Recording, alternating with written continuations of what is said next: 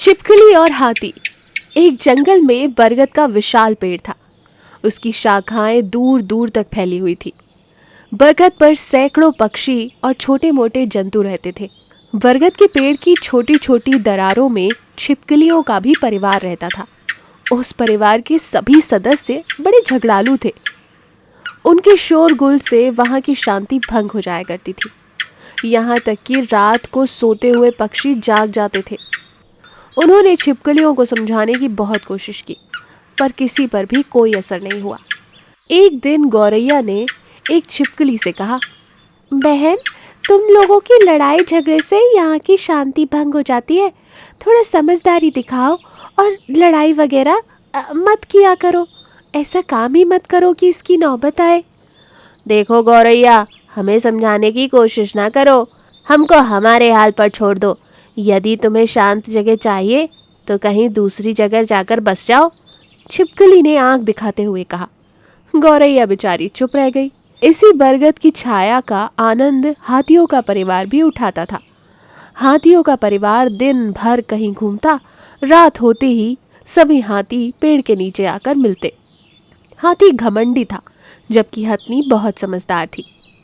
घमंडी हाथी को छोटे जानवरों को सताने में बहुत मजा आता था। उसे अपने भारी भरकम शरीर पर बहुत गर्व था।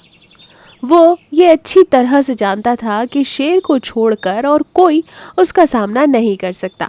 वो शेर से डरता था क्योंकि शेर में साहस और फुर्ती उससे कहीं ज्यादा थी। घमंडी हाथी ये भी जानता था कि जिस दिन वो साहस जुटा ले, उस दिन वो शेर को भी पछाड़ देगा। हथनी के बहुत समझाने के बाद भी उस घमंडी हाथी की आदतें नहीं छूटी।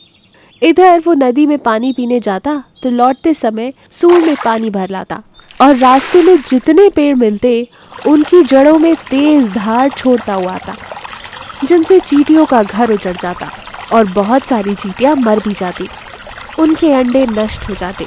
एक रात हाथी का परिवार बरगद के नीचे चैन की नींद ले रहा था। अचानक छिपकलियों के परिवार में इतना हंगामा हुआ कि हथनी की नींद खुल गई। उसे ये बिल्कुल पसंद नहीं आया। सुबह होते ही हथनी ने हाथी से कहा, अब हमें इस जगह को छोड़ देना चाहिए। ये छिपकलियों का परिवार रात भर झगड़कर हमें सोने ही नहीं देता। हाथी ये सुनकर हंसने लगता है। यदि जंगल के जानवरों ने ये सुन लिया कि हम छिपकलियों की वजह से अपना घर बदल रहे हैं तो वो हमारा खूब मजाक बनाएंगे। हथनी ने समझाने की बहुत कोशिश की। हमें एक बार उन्हें समझा बुझाकर देखना चाहिए। हमारे बुजुर्गों का अनुभव है कि झगड़ालू पड़ोसियों से दूर रहना चाहिए।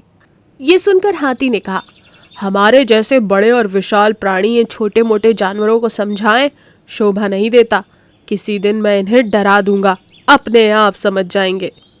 दूसरे दिन जैसे ही छिपकलियों ने झगड़ना शुरू किया, हाथी ने उनके बिल के पास जाकर जोर से चिंघाड़ा।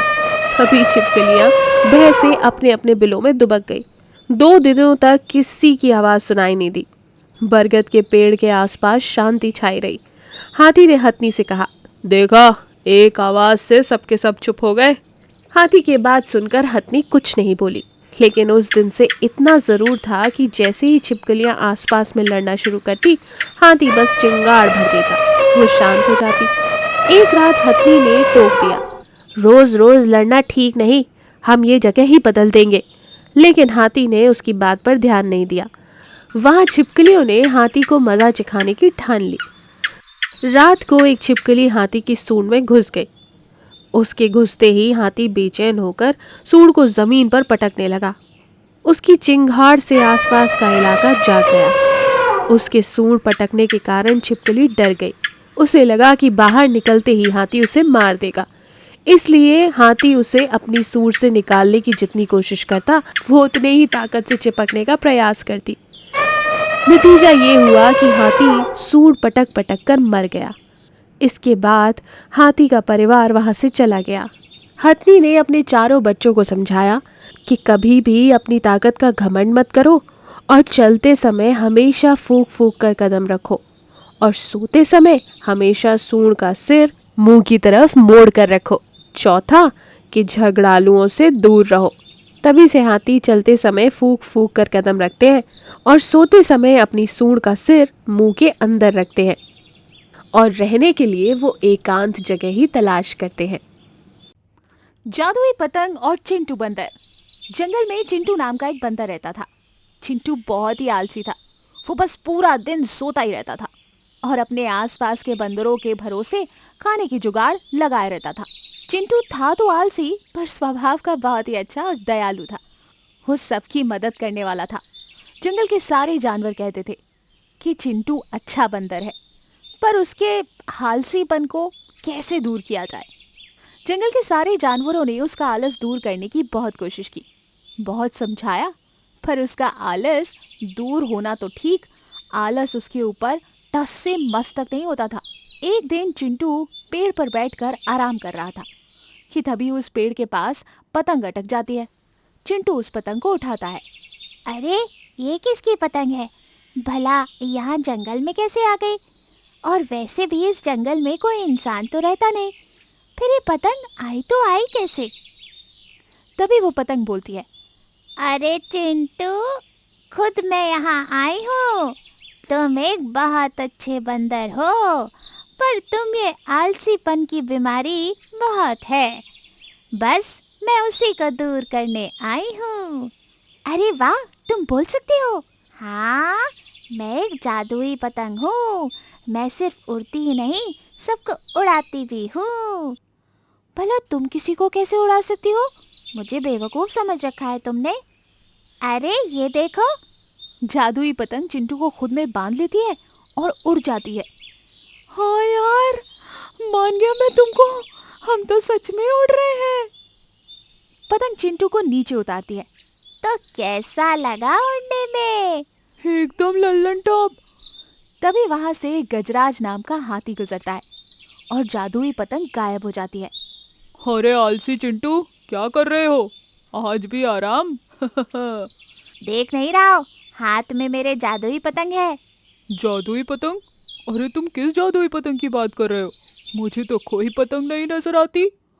अबे अंधा हो गया है क्या? ये देख। चिंटू जैसे ही अपने हाथ में देखता है, उसके हाथ से पतंग गायब हो चुकी होती है। चिंटू कहता है, अरे पतंग कहाँ गए? यार गजराज भाई, माफ कर दे, मुझे लगता है कि वो सिर्फ मेरा एक सपना था। उल्टा चोर कोतवाल को डांटे। जो जागते हुए भी सोता रहता हो, उसकी बातों का क्या भरोसा। इतना कहकर गजराज वहां से चला जाता है, पर जैसे ही वो जाता है, जादुई पतंग फिर से वापस आ जाती है। चिंटू जादुई पतंग से कहता है, आज मेरे सपनों में पतंग ही पतंग आ रही है।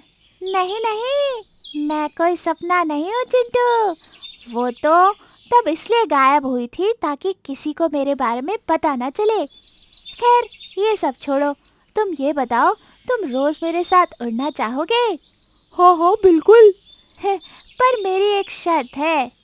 क्या शर्त है? तुम मेरे बारे में किसी को नहीं बताओगे और तुम मेरे इस्तेमाल से अपना आलसपन दूर करोगे। हाँ हाँ, मैं ये बात किसी को नहीं बताऊंगा, पर भला तुम्हारे इस्तेमाल से मैं अपना आलसीपन कैसे मिटा सकता हूँ? अरे, मेरे इस्तेमाल से तुम अपना आलसपन दूर कर सकते हो। तुम्हें रोज उड़ने का मौका दूंगी मैं।